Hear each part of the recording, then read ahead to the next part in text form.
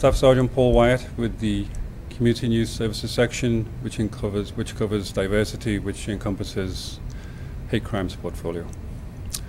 So you're all aware that there was incidents over the weekend that involved hate crimes or the perception of hate crimes, and I'm here to take your questions on those incidents.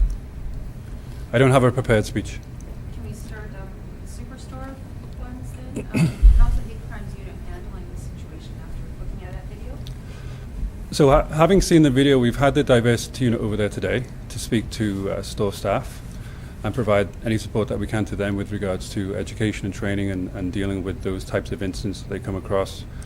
That's a standing offer to them and any other types of retail outlets that may want our assistance when it comes to dealing with offensive language that may have racial overtones.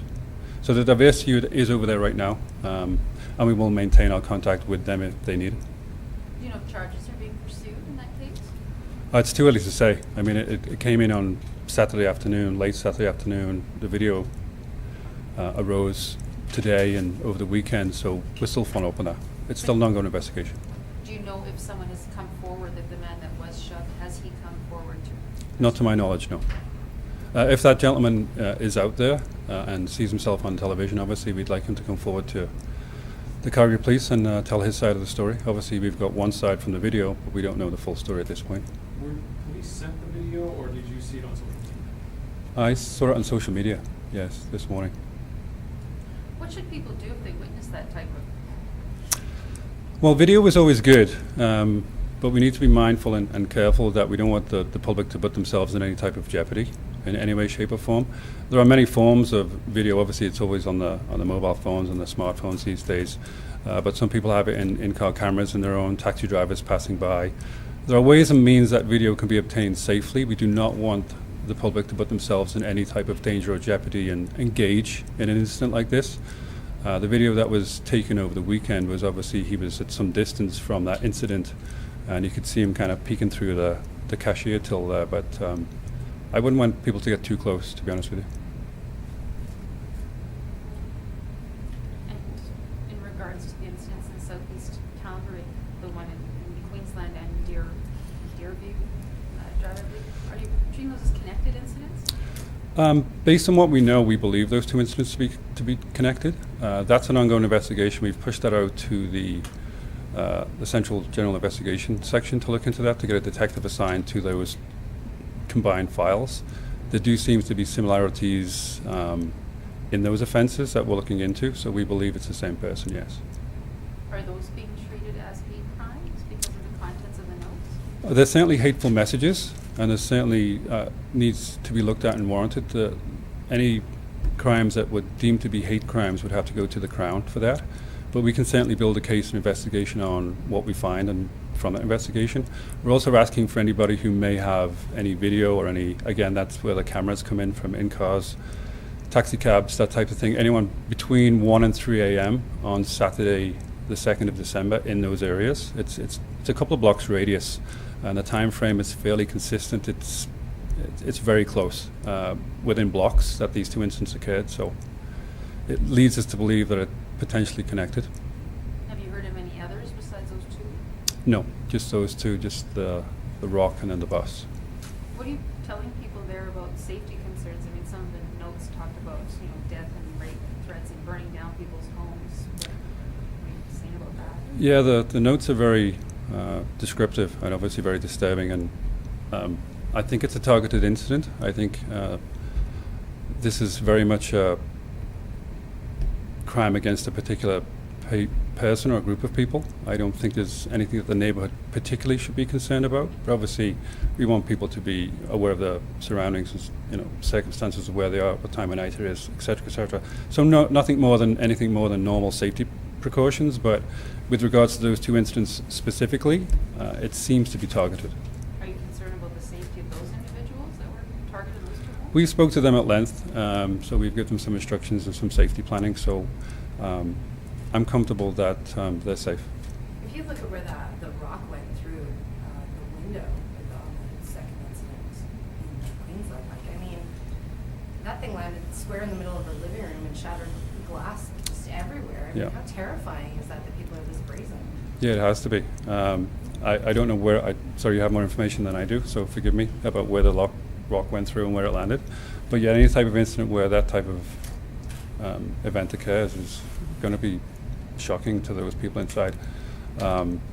Hopefully, and I don't know too much about it, you may know more about where they were at that time, whether they were in the bedroom or they were actually watching television. I don't know the full circumstances of that file, but yes, that's a horrific an offence to happen to somebody. Especially with little kids in the house. Yeah, especially. Does the Superstore have its own security footage? Yes, we've had officers over there looking at their video. I'm not quite sure what the outcome of that is, but we will be looking at the security footage with the loss prevention officers to see what they have and see maybe that will give us an eye on what we didn't see and give us the other half of that videotape. Again, as I said before, we want that individual to come forward as well that was caught on camera. Obviously, there's another side of the story that we don't fully know, and we want that gentleman to come forward and speak to us and tell us what he believes to have happened.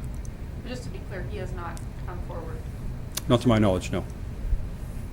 And to be clear, you think the two incidents that we were talking about in the Southeast and the Superstore incident, no relation there? Not in my opinion, no. Back into your run, one of the notes left implied that this person had some dealings with police in the past, suggesting he promised police not to do any violence until 2018. Is there any suspects that...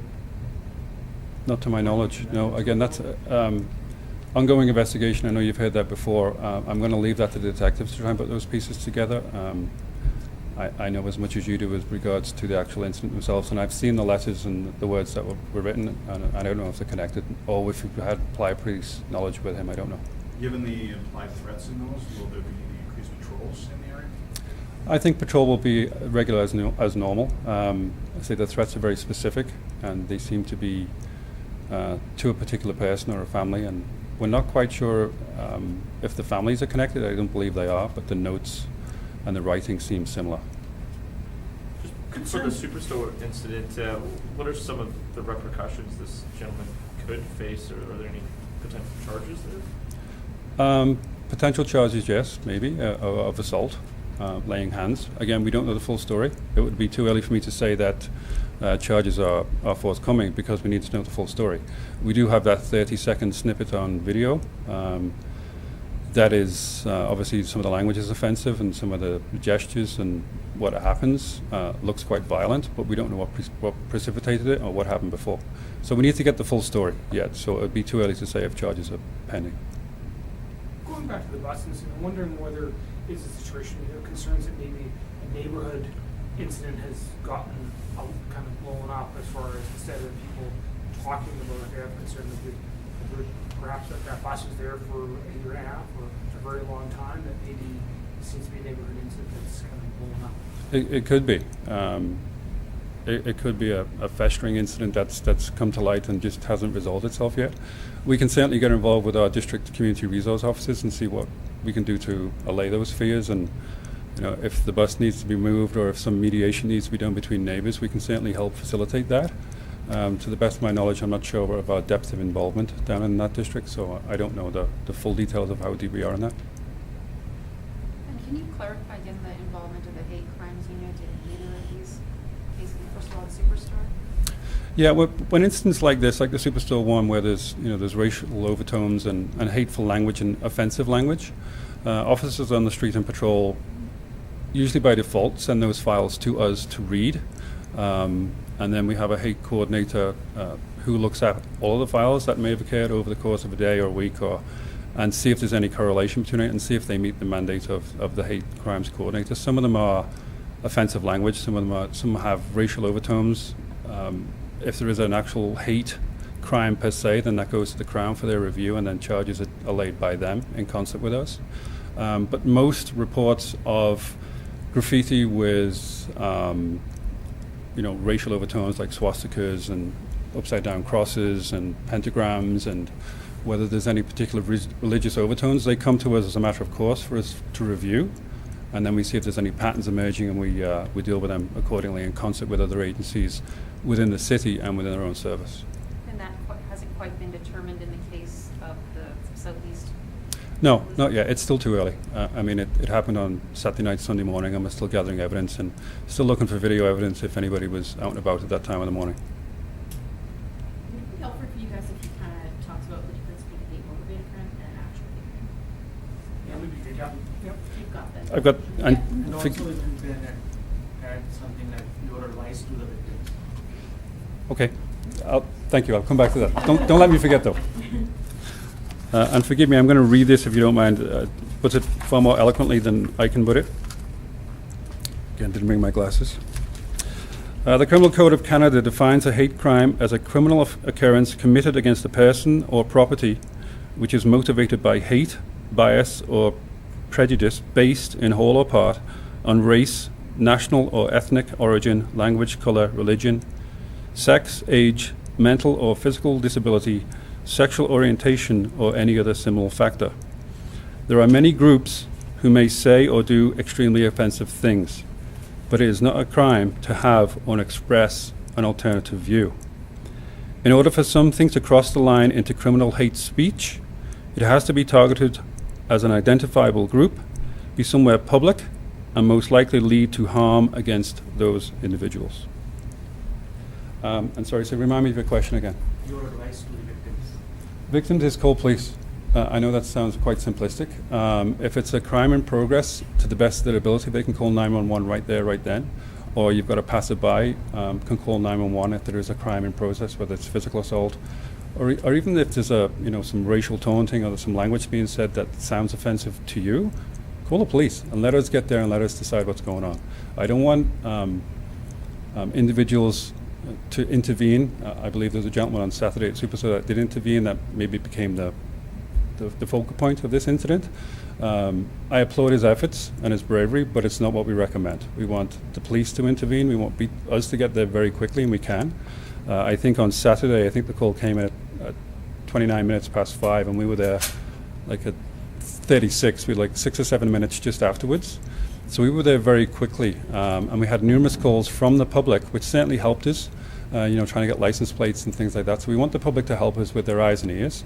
But with regards to your question specifically, we don't want individuals to get involved. If you're the victim of that crime, as best you can, call for help, call 911, and get us there as soon as you can.